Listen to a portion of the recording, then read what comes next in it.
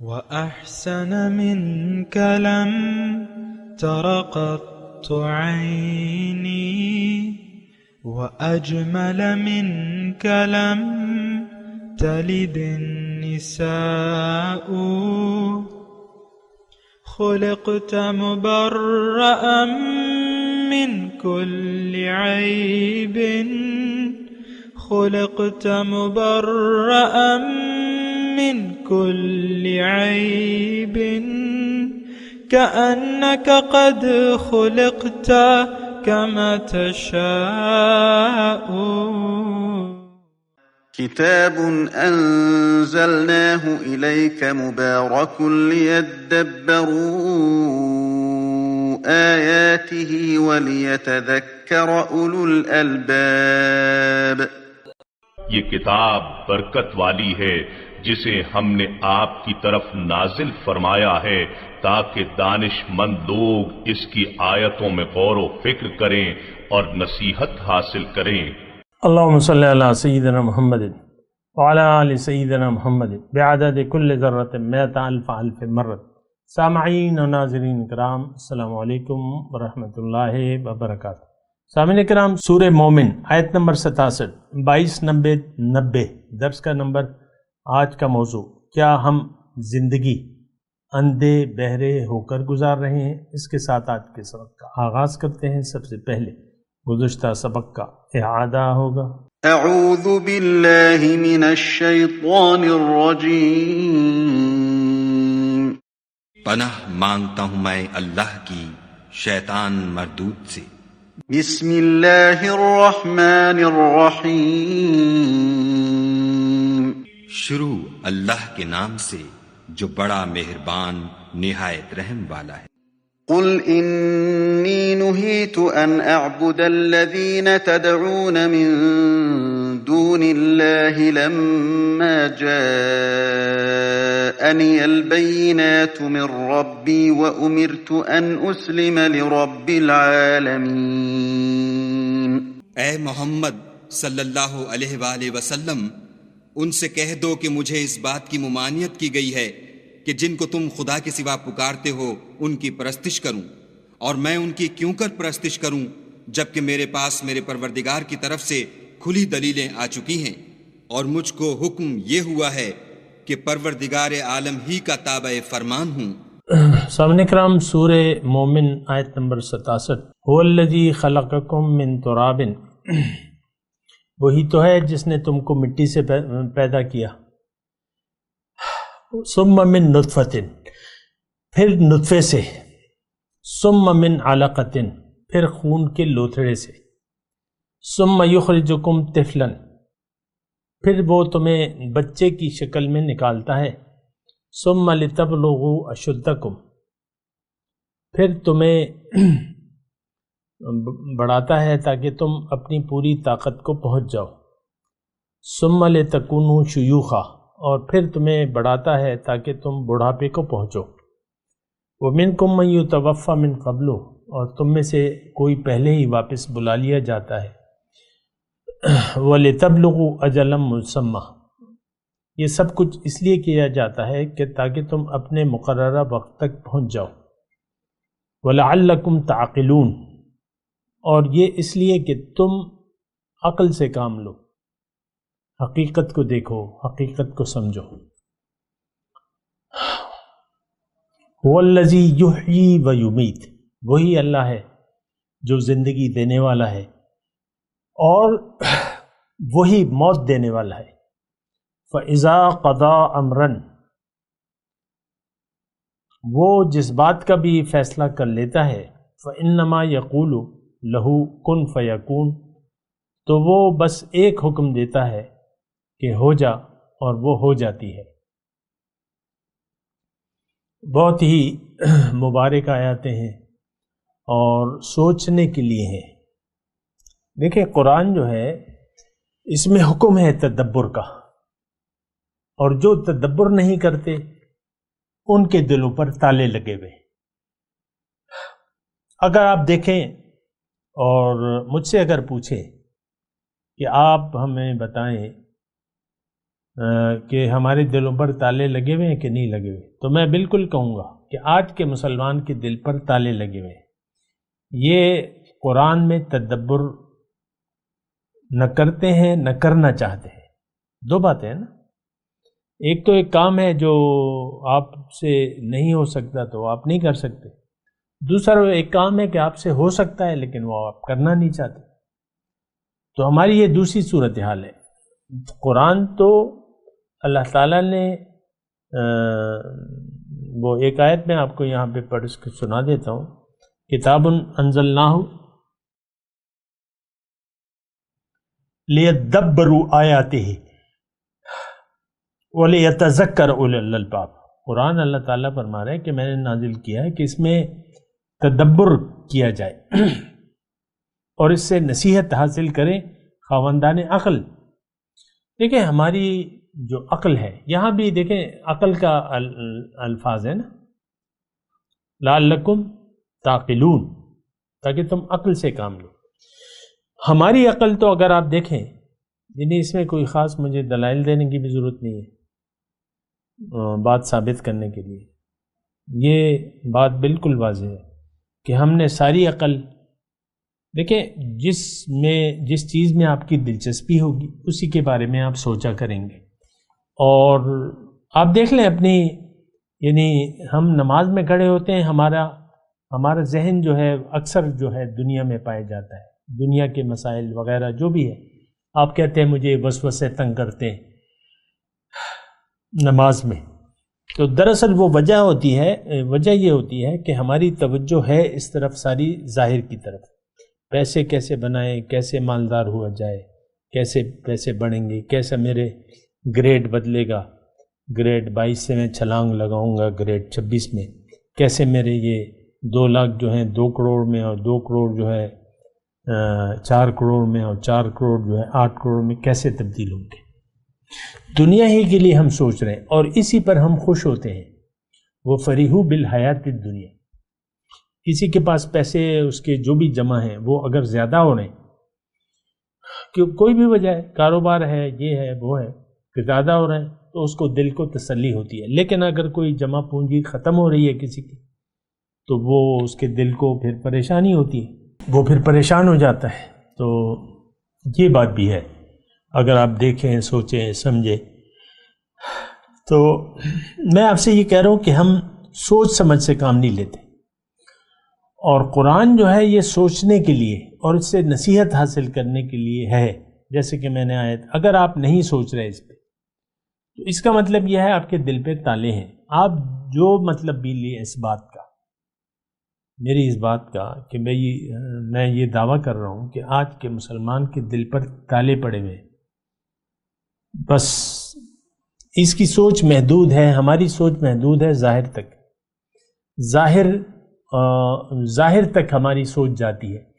جو موت کے بعد کیا ہے، وَعَمِلَ لِمَا بَعْدَ الْمَوْتِ، یعنی ہمارا عمل موت سے پہلے کی زندگی کے لیے ہے، موت کے بعد کیا ہوگا اس کی ہمیں کوئی پرواہ نہیں ہے، کیونکہ آخرت پر ہمارا یقین نہیں ہے۔ تو پھر تو بات بگڑ جاتی ہے، ٹھیک ہے، اگر یہ رویہ ہے تو پھر بات بگڑ جاتی ہے۔ حضور صلی اللہ علیہ وسلم کی وہ حدیث یاد کریں آپ، حضور صلی اللہ علیہ وسلم فرماتے ہیں الکیس من دان نفسہ وعمل لما بعد الموت، تم میں سے ہوشیار انسان وہ ہے جو اپنے نفس کو قابو میں کرے اور عمل کرے اس زندگی کے لیے جو موت کے بعد ہوگی۔ یہ بڑا ہوشیار آدمی ہے، اور بے وقوف ہے، کم عقل ہے، نادان ہے، جو اپنی خواہشات کے بنا زندگی گزار رہا ہے، خواہشات کے بلبوتے پہ، اور اس کے باوجود وہ اللہ سے تمنا رکھتا ہے بخشش کی یا جنت کی۔ اور یہ دیکھیں عام مسلمان کو آپ دیکھیں، اس کو یہ گھٹی پلا دی گئی ہے منبر سے کہ بھئی تمہارا ٹھکانہ جنت ہے، دوزخ میں اگر جاؤ گے بھی تو ایسا ہے کہ دھوبی کے پاس کپڑے جاتے ہیں صاف ہونے کے لیے، وہ ان کو ٹپک ٹپک کے مارتا ہے اور پھر صاف ہو جاتے ہیں، اسی طرح تم دوزخ، حالانکہ ہمارا ایمان باللہ ہے ہی نہیں۔ یہ بات ہے، ٹھیک ہے کہ مسلمان گناہ گار اگر کچھ گناہ رہ گئے ہوں تو اس کی سزا ملے گی اسے اور وہ واپس آئے گا جنت، لیکن ہمارا تو ایمان باللہ ہی نہیں ہے۔ دیکھیں صاحب، کلیئر بات ہے، اللہ ہماری منزل ہے نہیں، نہ اللہ ہمارا مقصود ہے، یعنی مقصود حیات، نہ ہمارا محبوب ہے۔ آپ دیکھ لیں آپ کے ذہن میں کیا گھوم رہا ہے، کن چیزوں سے آپ پیار کرتے ہیں، محبت کرتے ہیں۔ ظاہر ہے، یعنی ظاہر سے ہم محبت کرتے ہیں، دنیا سے، دنیاوی جو چیزیں ہیں ہمارے سامنے وہ ہمیں اچھی لگتی ہیں، جیسے کہ وہ آیت قرآن ہے نا کہ زین للناس حب الشہوات من النساء والبنین والقناطیر المقنطرۃ من الذہب والفضۃ والخیل المسومۃ والانعام والحرث ذالک متاع الحیاۃ الدنیا۔ یہ چیزیں آپ کو مرغوب ہیں، لیکن یہ تو سب دنیا کا جو ہے ساز و سامان ہے برتنے کا، متاع الحیاۃ الدنیا، واللہ عندہ حسن المآب قل افانبئکم من ذالک بخیر من ذالکم۔ تو اللہ تعالیٰ فرما رہا ہے کہ تمہارے لیے تو آخرت میں نے تیار کی ہے، تلک عقبی الذین اتقوا وعقبی الکافرین النار۔ جنت میں تو صرف متقی جائیں گے، اور جو ناشکرے لوگ ہیں وہ تو جہنم میں جائیں گے۔ ہم نے یہاں سے دیکھیں سارا جو دین کے ساتھ کھلواڑ کیا ہے وہ بعض نام نہاد علماء سو نے کیا ہے، کہ ہمیں انہوں نے تسلیاں دی ہیں کہ تم مسلمان ہو حقیقت میں، جبکہ حقیقت میں ہم مسلمان نہیں ہیں۔ یہ تو جو کچھ ہم کر رہے ہیں، آپ کو میں کہتے رہتا ہوں، یہ روایات ہیں۔ ہمارا نہ اللہ کی توحید پر یقین ہے، یقین نہ رسالت پر ہے، یعنی رسالت کے مقصد پر، نہ ہم نے رسالت کے مقصد کو قبول کیا ہے، نہ جواب دیا ہے، نہ اللہ کو اور اس کے رسول کو، نہ آخرت پر ہمارا یقین ہے۔ بہرحال میں اپنے مضمون کی طرف آتا ہوں۔ یہ جو آیت ہے، آیت نمبر 67، اس میں اللہ تعالی ہمیں ہماری پیدائش کے مختلف مراحل بتا رہے ہیں۔ دیکھیں ہماری پیدائش ہوئی ہے، یعنی ابتدا نطفے میں جو خوردبینی ایک کیڑا ہے، جو جراثیم ہے، جو آنکھوں سے نظر بھی نہیں آتا، خوردبین، دوربین بھی نہیں، خوردبین، عام آنکھ سے آپ دیکھ بھی نہیں سکتے جب تک خوردبین نہیں لگائیں۔ خوردبین لگائیں گے تو اس پانی کے ایک قطرے میں لاکھوں کروڑوں جراثیم جو ہیں اچھل کود رہے ہوں گے، اس میں سے ایک کیڑا جو ہے آپ کی زندگی کا باعث بن جاتا ہے، آپ کے انسان بننے کا، جسم بننے کا باعث بن جاتا ہے ایک کیڑا۔ تو آپ ایک کیڑا ہیں۔ حیثیت کیا ہے ہمارے جسم کی؟ ایک کیڑا ہے، نطفہ، اور اصل تو مٹی ہے اس کی۔ وہ کیڑا کہاں سے آیا؟ یہ تو ہم نے کچھ غذائیں استعمال کی جو مردہ تھیں، جن کی بنیاد مٹی تھی۔ گندم کی روٹی کھا لی، جوار کھا لی، سبزی کھا لی، گوشت کھا لیا، یہ کھا لیا، وہ کھا لیا، اس سے پھر خون بنا، اور خون کا جو خلاصہ ہے وہ نطفہ ہے۔ اس میں پھر کیڑا اللہ تعالیٰ نے پیدا کر دیا، کیڑے پیدا کر دیے، کیڑا نہیں کیڑے۔ تو وہ پھر مختلف مراحل سے گزرا، ماں کے رحم سے، پھر باہر اللہ تعالیٰ نے اس کو نکالا، صورت گری کی اللہ تعالیٰ نے، وہ الذی خلق، وہ صورکم فاحسن صورکم، ہماری صورت گری تو ماں کے پیٹ سے ہوئی ہے۔ ثم یخرجکم طفلا، نطفہ اور علقہ، یہ دو مراحل کا یہاں تذکرہ کیا ہے، بعض اوقات تین ہے، مضغہ، علقہ، اور تو یہاں پہ بس یہ خون کا لوتھڑا، علقہ۔ تو اس میں کافی مضمون ہے کہ ہم اپنی دیکھیں، ہماری نظر میں تو جسم کی اہمیت ہے، تو آپ جسم کی ابتدا کو تو دیکھیں، آپ وہ ایک حقیر کیڑے ہیں. اگر آپ کی حقیقت جسم آپ سمجھتے ہیں اور اسی پر آپ کا ناز ہے، میں جرنیل ہوں، 3 اسٹار جنرل ہوں، 4 اسٹار جنرل ہوں، میں وزیر اعظم ہوں، میں چیف جسٹس ہوں، میں صدر مملکت ہوں، میں وزیر اعلیٰ ہوں، لیکن کتنا ہم اتراتے ہیں. یہ گارڈ آف آنر کی کیا ضرورت ہے؟ مثال کے طور پہ اس کا ہم نے بس اپنے لیے ایک تماشا سا بنا لیا ہے، یہ گارڈ آف آنر ہوگی، یہ ہوگا، وہ ہوگا، یہ سلوٹ ہوگا، یہ ہوگا. حقیقت تمہاری کیا ہے؟ ایک کیڑا. ہم میں کتنی انا بھری ہوئی ہے. وہ کیڑے میں جب وہ باہر نکل کے آتا ہے، عام لوگوں کو اپنے آپ پر قابو ہی نہیں رہتا. بات چیت کے وقت غصہ آ جاتا ہے، کبھی آپ زور زور سے ہنسنے لگتے ہیں، قہقہے لگانے لگتے ہیں، کبھی رونے لگتے ہیں، کبھی آپ جو ہے غصے میں آ جاتے ہیں. آپے سے باہر ہونا کیا مطلب ہے؟ آپ اپنے حساب سے پھر وہ غصہ نکالتے ہیں. باس کے سامنے نکال سکتے تو پھر گھر والوں پہ آ کے نکالتے ہیں. مثال کے طور پہ عرض کرو تو بڑا غرور ہے ہم میں، اور یہ غرور جو ہے ہمیں جہنم میں لے جائے گا. یہ غرور اور تکبر. دیکھیں تکبر کتنا ہے کہ ہم اللہ کے کلام کو اہمیت دینے کے لیے تیار نہیں ہیں.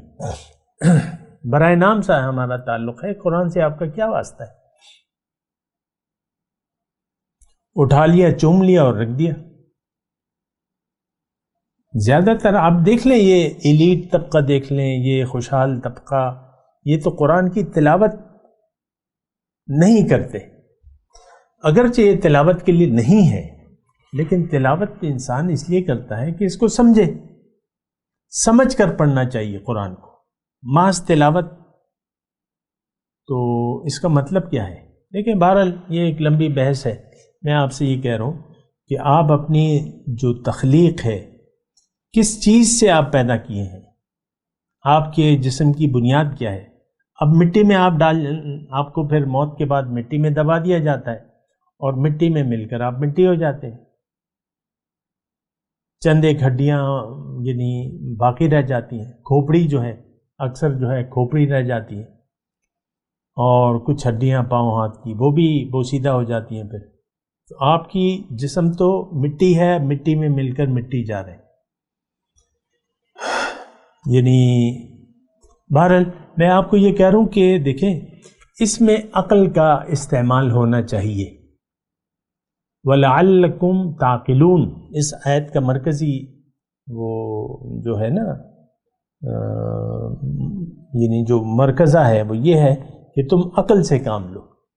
اگر عقل سے ہم کام نہیں لیتے تو زندگی ضائع ہو جائے گی. یہ بات اپنے پاس لکھ لیں.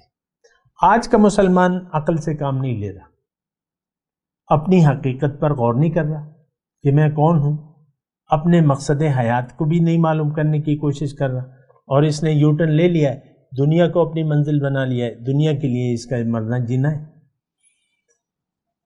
تو عقل سے تو ہم کام لے ہی نہیں رہے.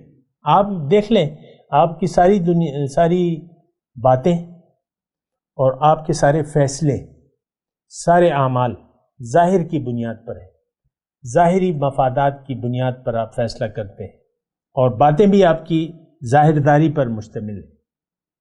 اللہ کی یاد سے ہمارے دل خالی ہیں، دنیا کی یاد سے ہمارے دل آباد ہیں، تو ہم عقل سے تو کام نہیں لے رہے. دیکھیں ایک بات نوٹ کر لیں، کسی مسافر کو دنیا میں آپ دیکھ لیں، یا گاڑیاں ہیں، جتنی بھی گاڑیاں چل رہی ہیں، پہلے پیدل جو چلنے والے ہیں، کبھی کیسے کسی پیدل چلنے والے شخص کو آپ نے دیکھا ہے ایسے جو الٹے پاؤں چل رہا ہے یا سر کے بل چل رہا ہے؟ قرآن سے اگر میں یہ بات کروں، اوندے منہ چلتے ہوئے آپ نے کسی کو دیکھتے ہیں؟ میرے خیال سے ایسا نہیں ہے. اوندے منہ کوئی بھی نہیں چلتا، سر کے بل۔ وہ ہوتے ہیں نا بعض کھیل، یہ سپورٹس میں تو ایسا لوگ کر لیتے ہیں، وہ بھی سپورٹس کی حد تک ہوتا ہے، لیکن وہ عملی زندگی میں تو الٹا نہیں چلتا۔ وہ تو اپنی صلاحیت دکھا رہا ہے، جسمانی طاقت دکھا رہا ہے کہ دیکھو میں نے پریکٹس کیا، میں سر کے بل چل سکتا ہوں۔ لیکن عام زندگی میں آپ نے کبھی ایسا شخص نہیں دیکھا ہو کہ سر کے بل چل رہا ہو، الٹے اوندھے منہ۔ سب لوگ جو ہیں سیدھے منہ چل رہے ہیں۔ اچھا، اب آ جائیں یہ گاڑیوں کی طرف۔ کوئی موٹر سے، یعنی جو موٹر میں ایک بیٹھا ہوا ہے، 5 سواریاں بیٹھی ہوئی ہیں، اس کو جانا ہے راولپنڈی، مردان سے راولپنڈی۔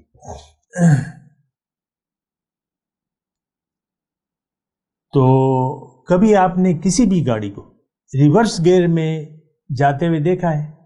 بنا دیکھیں، ریورس گیئر ہم تو ضرورت کے وقت لگاتے ہیں، مڑنا ہو، دائیں بائیں مڑنا ہو یا جو بھی ہو، راستہ تنگ ہو تو ریورس لگا دیتے ہیں۔ لیکن کبھی آپ نے ایسی موٹر کار کو دیکھا ہے، کسی بھی ایسی گاڑی کو جو جا رہی ہے اور ڈرائیور جو ہے وہ ریورس میں چل رہا ہے، ریورس گیئر میں الٹا جا رہا ہے؟ ہماری مثال ایسی ہے، یہ دونوں مثالیں ہم پر فٹ آتی ہیں۔ ہمارا رخ ہونا چاہیے تھا آخرت کی طرف، کیونکہ انسان جب پیدا ہوتا ہے تو اب اس کی منزل قبر ہے۔ پیدائش سے لے کر موت تک ایک سفر ہے زندگی کا۔ اب ہمارا رخ ہونا چاہیے تھا موت کے بعد کی زندگی کے لیے، جس پر ہمیں یقین نہیں ہے۔ اب ہم نے اپنا، یعنی آخرت پہ تو ہمارا یقین نہیں ہے، لہٰذا ہم نے رخ تبدیل کر لیا۔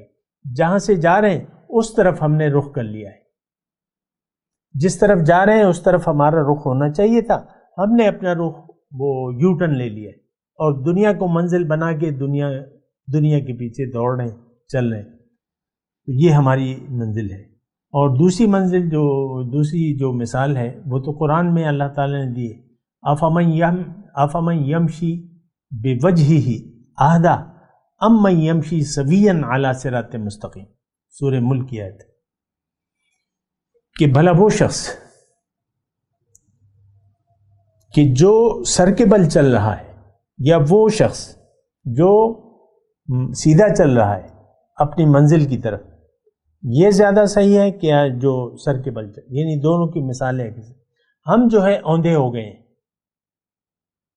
ہمیں تو صراط مستقیم پر سیدھے انداز سے چلنا چاہیے تھا، اب ہم الٹے ہو گئے، اوندھے منہ چل رہے ہیں، رخ ہمارا جو ہے دنیا کی طرف ہے اور دنیا کے لیے ہم زندگی گزار رہے ہیں۔ تو یعنی ہم عقل سے کام نہیں لے رہے۔ اب یہ تو دیکھیں، یہ تو عقل کی بات ہے۔ ایک گھر میں آگ لگی ہوئی ہے اور آپ یعنی آپ کے پڑوس میں، مثال کے طور پہ ایک محلہ ہے سارا لکڑی سے بنا ہوا ہے، اور ایک آپ سے 4 گھر بعد والے گھر میں آگ لگ گئی ہے، بری طرح جل رہے، اور آپ یہاں کھابے کھا رہے ہیں اور مزے اڑا رہے ہیں اپنے گھر میں، کہ وہ تو آپ کو پرواہ ہی نہیں ہے کہ آگ۔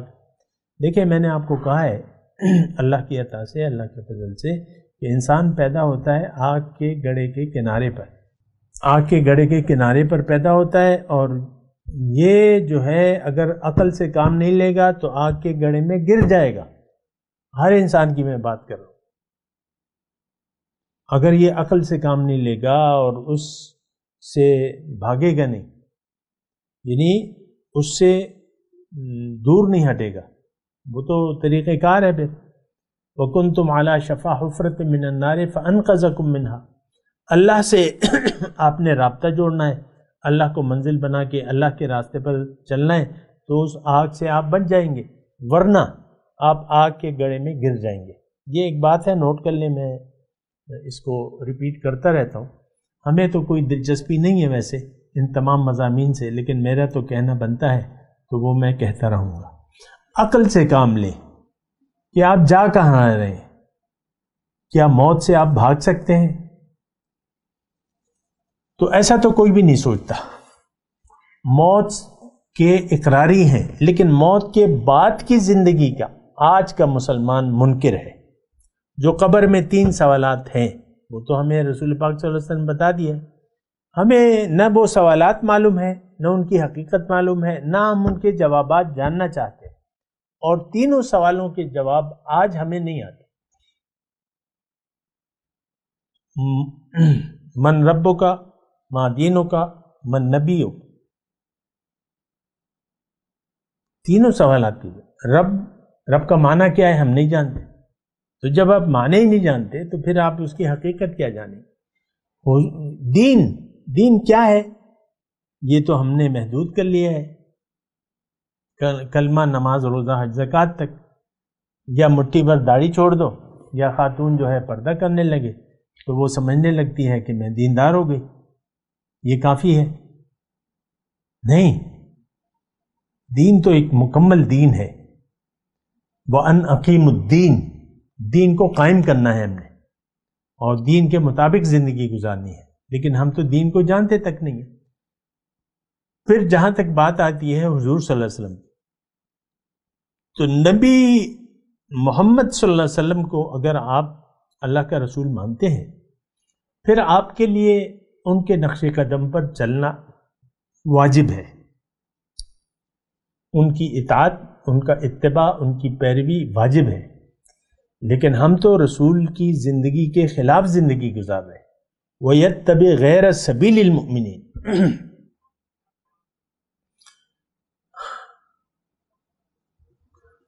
ایک آیت ہے نا، مَن يُشَاقِقِ الرَّسُولَ مِن بَعْدِ مَا تَبَيَّنَ لَهُ الْهُدَىٰ نُوَلِّهِ مَا تَوَلَّىٰ وَنُصْلِهِ جَهَنَّمَ وَسَاءَتْ مَصِيرًا، او کما قال. جس نے بھی رسول کی مخالفت کی. رسول کی مخالفت کیا؟ کہ جو دین وہ لائے ہیں وہ ہم نہیں مانتے، اور وَيَتَّبِعْ غَيْرَ سَبِيلِ الْمُؤْمِنِينَ، اور یہ مومنوں کے طریقے کے خلاف زندگی گزار رہا ہے. نُوَلِّهِ مَا تَوَلَّىٰ، اس کو ہم پھیر دیں گے جہاں یہ پھر گیا.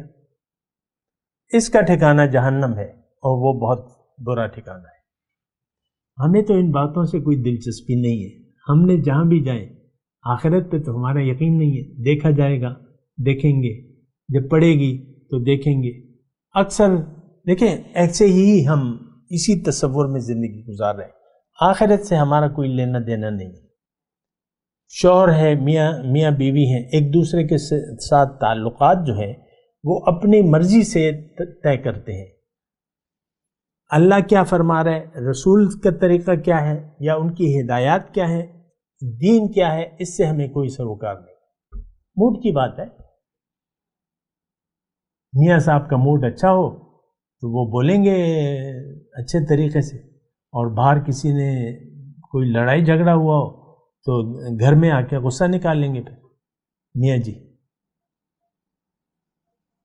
آپ دیکھ لیں اپنے، دیکھیں اصل چیز جو ہے وہ رویہ ہے، اور رویہ جو ہے، اصل چیز جو ہے وہ رویہ ہوتی ہے، اور اسی بنیاد پر انسان زندگی گزارتا ہے. آپ کا رویہ کیا ہے؟ مومنانہ ہے، کافرانہ ہے، مشرکانہ ہے، منافقانہ ہے، یہ دیکھا جائے گا. اللہ تعالیٰ رویوں کو دیکھتا ہے. اللہ تعالیٰ آپ کی نیت کو دیکھتا ہے. آپ کے پہلے تو آپ کو نیت کو دیکھ. ہماری نیت تو واضح ہے، لم یرید الا الحیات الدنیا، دنیا کے علاوہ تو ہماری کوئی منزل ہی نہیں ہے، کوئی چاہت ہی نہیں ہے. میں تلاوت کرتا ہوں، میرے ساتھ دہرائیے. اعوذ باللہ من الشیطان الرجیم، بسم اللہ الرحمن الرحیم. هو الذی خلقکم من تراب ثم من نطفة ثم من علقة ثم یخرجکم طفلا ثم لتبلغوا اشدکم ثم لتکونوا شیوخا ومنکم من یتوفی من قبل ولتبلغوا اجلا مسمی ولعلکم تعقلون. اب ان آیات کی تلاوت اور ترجمہ. اعوذ باللہ من الشیطان الرجیم. پناہ مانگتا ہوں میں اللہ کی شیطان مردود سے۔ بسم اللہ الرحمن الرحیم شروع اللہ کے نام سے جو بڑا مہربان نہایت رحم والا ہے۔ هو الذي خلقكم من تراب ثم من نطفة ثم من علقة ثم يخرجكم